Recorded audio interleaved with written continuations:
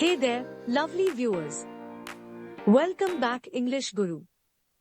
Today, we are diving into the world of expressing annoyance in English. We all have those moments when we need to vent or let off some steam. Right? ऐसी बहुत सी स्थितियां हैं जिनमें आप झुंझलाहट दिखाते हैं, चाहे वह पड़ोसी का तेज काम पर निराशाजनक स्थिति हो या रोजमर्रा की झुंझलाहट हो। अपनी झुंझलाहट को प्रभावी ढंग से व्यक्त करने का ज्ञान सभी अंतर ला सकता है। तो इस वीडियो में हम विभिन्न प्रकार के भावों और वाक्यांशों का पता लगाने जा रहे हैं that will help you navigate those moments in English like a pro। लेकिन रुकिए, और भी बहुत कुछ है। अंत तक बने रहें क्योंकि मैं विभिन्न स्थितियों में इन अभिव्यक्तियों का उचित और विनम्रता से उपयोग करने के बारे में कुछ सुझाव साझा करूंगा। All right, are you ready to dive into the world of English annoyance? If you are, don't forget to give that like button a little irritation and subscribe to the channel so you never miss out on our helpful language tips. Let's get started.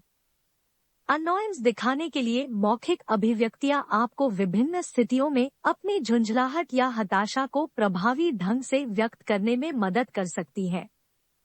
Annoyance दिखाने के लिए यहाँ कुछ verbal expressions दी गई है। यदि आप अविश्वास और हताशा व्यक्त करना चाहते हैं, तो आप कह सकते हैं I can't believe this। मैं इस पर विश्वास नहीं कर सकता। I can't believe this। मैं इस पर विश्वास नहीं कर सकता। यह वाक्य झुंझलाहट के स्तर को स्पष्ट रूप से बताता है। This is so frustrating। यह बहुत निराशाजनक है। This is so frustrating। यह बहुत निराशाजनक है। If you want to imply a sense of victimization, you can say, Why does this always happen to me? मेरे साथ हमेशा ऐसा क्यों होता है? Why does this always happen to me? मेरे साथ हमेशा ऐसा क्यों होता है? This sentence shows you've reached your limit। I've had enough of this। मैंने ये बहुत सह लिया है। I've had enough of this। मैंने ये बहुत सह लिया है। This suggests that the annoyance is affecting your sanity। It's driving me crazy। यह मुझे पागल कर रहा है। It's driving me crazy। यह मुझे पागल कर रहा है। Describes the situation as troublesome। What a pain। क्या दर्द है। What a pain। क्या दर्द है। यह वाक्य झुंझलाहट की डिग्री पर जोर देता है। This is incredibly irritating। यह अविश्वसनीय रूप से परेशान करने वाला है। This is incredibly irritating। यह अविश्वसनीय रूप से परेशान करने वाला है। यदि आपका तात्पर्य यह है कि आपने सब कुछ करने की कोशिश कर ली है और फिर भी निराश है, तो आप यह कह सकते हैं I'm at my wit's end। मेरा विवेक खत्म हो रहा है। I'm at my wit's end। मेरा विवेक खत्म हो रहा है। यदि आपका धैर्य समाप्त हो गया है, तो आप कह सकते हैं I can't take it anymore। मैं इसे अब और नहीं सह सकता। I can't take it anymore।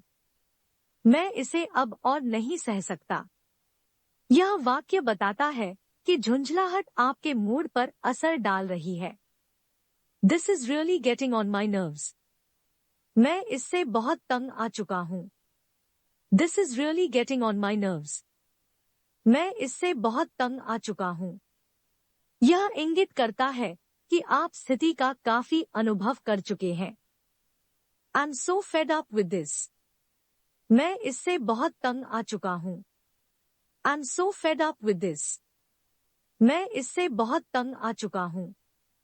किसी को चेतावनी दे कि वे आपके धैर्य की परीक्षा ले रहे हैं, तो आप कह सकते हैं You're really pushing it।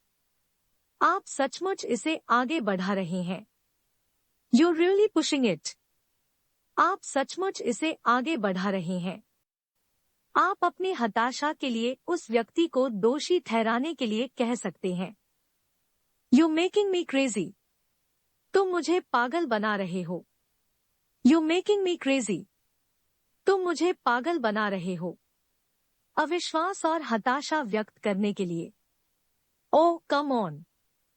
ओ अब छोड़िए भी। ओ कम ऑन। ओ अब छोड़िए भी। झुंझलाहट बहुत लंबे समय से चल रही है, तो आप कह सकते हैं, इनफ इज इनफ। अब बहुत हो गया है। Enough is enough. अब बहुत हो गया है। किसी को चेतावनी देता है कि उन्हें अपना कष्टप्रद व्यवहार बंद करना चाहिए। You're really trying my patience. आप सचमुच मेरे धैर्य की परीक्षा ले रहे हैं। You're really trying my patience. आप सचमुच मेरे धैर्य की परीक्षा ले रहे हैं। There are a lot of expressions, however, when you express your annoyance, you can use your body language, and this plays very important part. You can rolling your eyes, sighing loudly, जोर-जोर से आहें भरना, clenching your fists, crossing your arms, अपनी बाहों को पार करना, tapping your foot. Also you can exclamations like arg, oh come on, for the love of. आप विनम्र अभिव्यक्तियों का उपयोग कर सकते हैं जब आपको मर्यादा बनाए रखने की आवश्यकता हो। I must admit I'm a bit frustrated by this situation. मुझे यह स्वीकार करना होगा कि मैं इस स्थिति से थोड़ा निराश हूँ। I must admit I'm a bit frustrated by this situation. मुझे यह स्वीकार करना होगा कि मैं इस स्थिति से थोड़ा निराश हूँ। I would appreciate it if this didn't happen again. अगर ऐसा दोबारा न हो तो मैं इसकी सराहना करूँगा। I would appreciate it if this didn't happen again. अगर ऐसा दोबारा न हो तो मैं इसकी सराहना करूँगा। I'm finding this a bit challenging. मुझे यह थोड़ा चुनौतीपूर्ण लग रहा है। I'm finding this a bit challenging. मुझे यह थोड़ा चुनौतीपूर्ण लग रहा है। इन अभिव्यक्तियों का उपयोग विभिन्न संदर्भों में और औपचारिकता के विभिन्न स्तरों के साथ किया जा सकता है।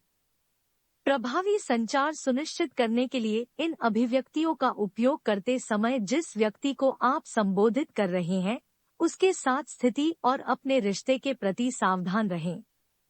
Okay dear guys, I hope you enjoyed this topic. Thanks for watching. Please subscribe, like, share and comment.